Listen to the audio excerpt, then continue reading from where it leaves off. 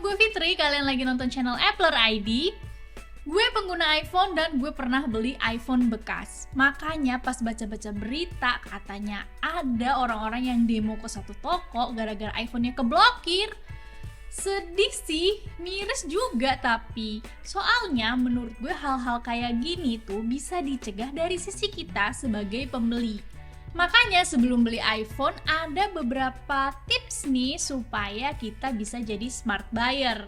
Yang pertama menurut gue adalah tentukan budgetnya.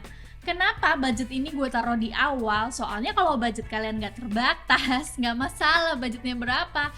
Ya cus aja beli ke toko yang resmi, yang baru, yang udah pasti terdaftar emailnya, ya gak? Jadi dengan nentuin budget di awal, kalian gak perlu khawatir nanti misalnya bakal berlebihan atau beli di luar kemampuan gitu kan. Nah, selain itu dengan nentuin budget lo di awal, lo bakal semacam kayak kebayang gitu lo range HP iPhone bekas yang lo beli. Misal budgetnya 5 juta. Ya mungkin kalau sekarang-sekarang ini bisa beli iPhone X atau iPhone XR gitu kan.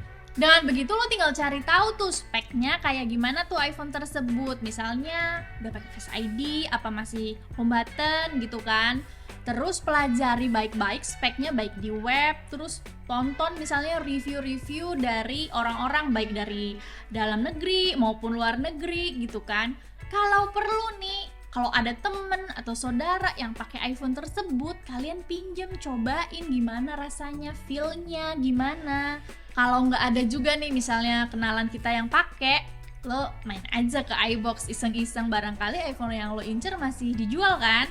Coba-coba deh tuh pegang-pegang, oh gini, oh kameranya gini, oh pas lagi di swipe begini, misalnya berkaitan sama refresh rate, layarnya gimana, kameranya gimana gitu kan. Ngeset budget di awal ini juga bisa menghindarkan lo dari tipu-tipu HP HDC dan sebagainya. Kalau ada orang yang jual HP murah banget gitu sampai nggak masuk akal, itu kayaknya malah kudu waspada deh. Kalau misalnya cuma beda ratusan ribu sama toko lain mungkin masih masuk akal ya, tapi kalau udah jutaan kayaknya kudu waspada kita. Kecuali lo beli dari pengguna tangan pertama yang BU alias butuh duit. Ini yang sering gue share ke teman-teman gue kalau misalnya mereka mau beli iPhone second. Menurut gue lebih baik beli sama orang yang kita kenal, yang kita tahu track record makainya tuh gimana. Jadi kita tahu, oh dia makainya tuh hati-hati apa enggak. Ini kira-kira orangnya bisa dipercaya apa enggak nih. Barangkali udah ada yang diganti partnya, dia bilang oh semua masih asli gitu kan. Tapi kan nggak mudah ya. Kadang-kadang pas lagi ada yang jual, pas kita dananya belum cukup, atau pas lagi kita dananya udah cukup, udah diempat duluan sama orang. Jadi pilihannya jadi harus beli di toko kan, baik dari toko offline maupun toko online. Nah kalau beli di toko, apalagi toko online nih, harus cari toko yang terpercaya. Jangan cuma lihat dari bintangnya aja, tapi juga baca review orang-orang yang udah pernah beli di situ. Baca reviewnya satu-satu kalau perlu ya. Kalau misalnya dilihat ada ngasih bintang jelek tuh alasannya apa, karena kadang-kadang bintang jelek kan bukan berarti salah sellernya ya kalau kita perhatiin baik-baik. Kalau bisa COD sih oke ya, tapi kalau misalnya nggak bisa COD mungkin bisa kali ya chat dulu, minta sellernya itu ngasih foto selain yang ada di display gitu kan, buat bukti ini beneran apa enggak, misalnya buat ngecek bodinya dan sebagainya. Ribet sih memang, tapi ya kayaknya kalau sellernya oke sih kayaknya ya nggak masalah ya, memungkinkan aja gitu. Soalnya kan iPhone tuh bukan barang yang murah kan, dan ini beli barang bekas lagi kan, jadi harus lebih hati-hati dan lebih teliti. Terus baca deskripsi baik-baik ya, soalnya ada banyak istilah yang dipakai ketika kita mau beli iPhone. Misalnya resmi iBox apa garansi inter, apa itu bedanya? Kalau resmi artinya dia tuh dibeli dari authorized resellernya Apple, yaitu kalau di Indonesia misalnya Era Jaya grupnya gitu kan, iBox dan segala macem. Yang tentu saja kalau kayak gini persoalan pajaknya udah kelar, emailnya pasti sudah terdaftar di Kemenperin. Udah pasti lancar lah konektivitasnya, nggak takut keblokir. Kalau garansi inter tuh maksudnya tuh dia dibelinya bukan dari authorized reseller yang ada di Indonesia. Misalnya dia hand carry dari Singapura, dari Hong Kong gitu misalnya. Tapi Tapi belum tentu ini nggak terdaftar IMEI-nya ya, karena kalau hand carry itu kan bisa didaftarin IMEI-nya ke Bea Cukai. Makanya kalau cari misalnya yang garansi Inter nggak masalah, asal sellernya ini bisa ngejamin bener-bener misalnya garansi IMEI seumur hidup gitu. Nah, terus kalau yang CPO gitu gimana?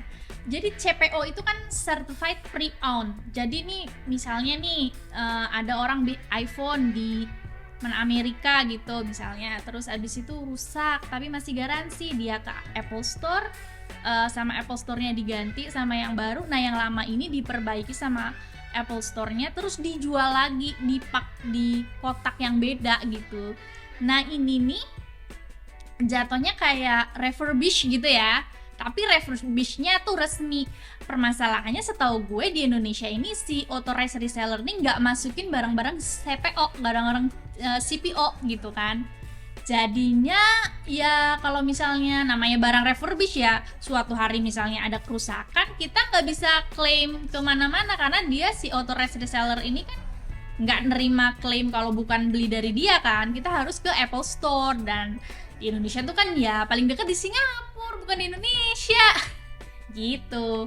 Apalagi kalau barang refurbish kan ya namanya pernah rusak, bisa nggak ada jaminan lah dia tuh bakalan mulus terus apa enggak gitu kan, karena dia udah ada history nih pernah rusak gitu, meskipun mungkin komponennya udah diganti. Nah selain cek IMEI, yang juga perlu diperhatikan adalah battery health.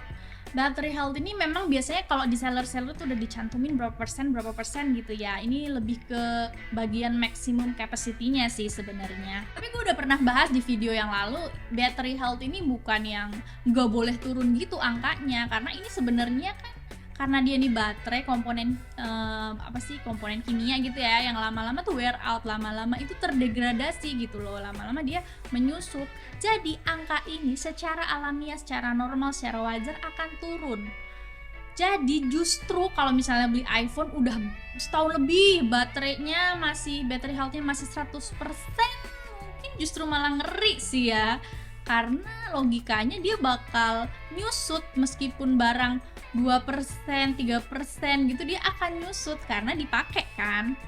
Selain itu jangan lupa cek fisiknya dong ya, ada beset apa enggak, ada cacat apa enggak. Kalau besetnya beset pemakaian wajar sih nggak masalah.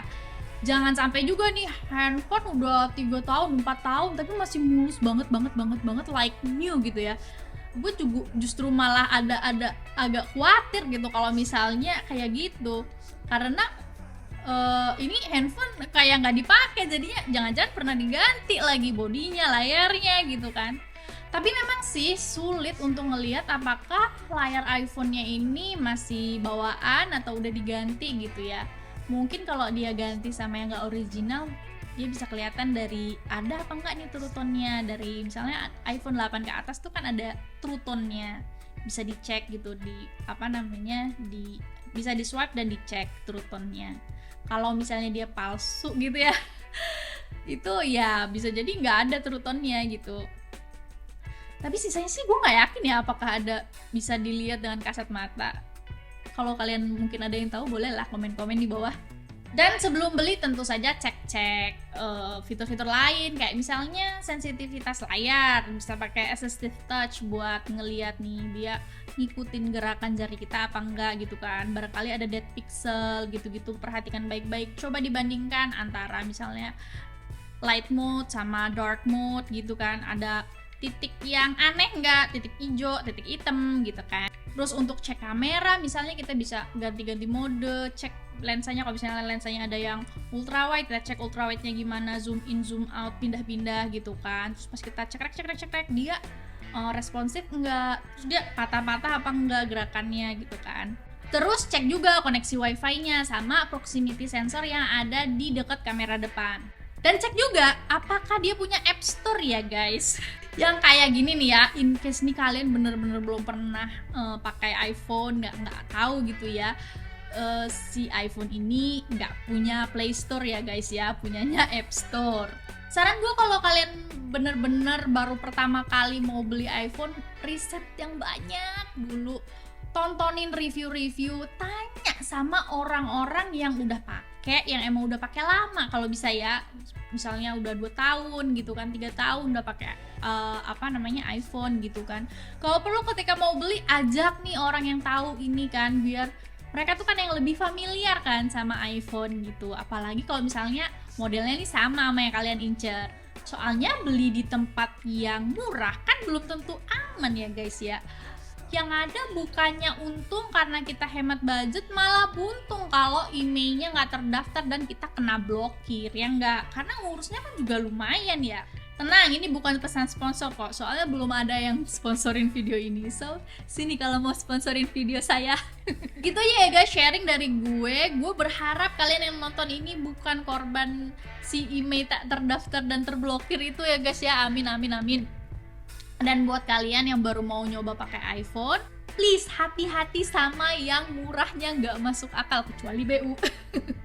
Tanya sama yang udah pengalaman, kalau perlu DM-in aja tuh reviewer favorit kalian. Nah, sekian video kali ini, gue berharap videonya bermanfaat buat kalian. Please like kalau kalian suka dan merasa video ini bermanfaat. Kalau kalian gak suka, kalian tahu apa yang harus kalian lakukan, meskipun gue gak berharap kalian melakukannya. Consider to subscribe dan nyalain lonceng. Gue Fitri pamit, bye!